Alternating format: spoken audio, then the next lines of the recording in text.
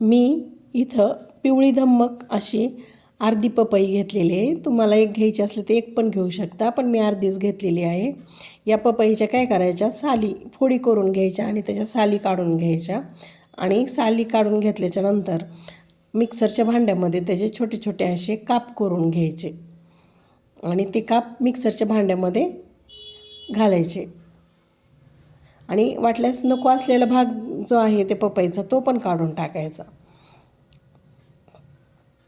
मी पपईचे असे छोटे छोटे काप करून घेतलेत मिक्सरच्या भांड्यामध्ये अर्ध्या पपईचे.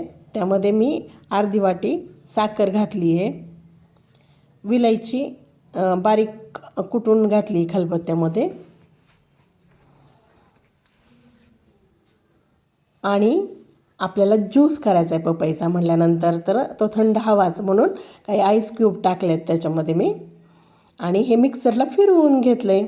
झाला आपला पपईचा ज्यूस तयार. एकदम छान घट्ट असा हा पपईचा ज्यूस खूप छान लागतो प्यायला. तुम्ही एकदा करून पहा आणि आपल्या चॅनलला लाईक, शेअर आणि सबस्क्राईब करा.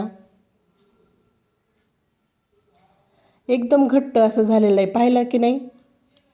खूप सुंदर लागतो हा ज्यूस. अवश्य करून पहा हा ज्यूस पपईचा.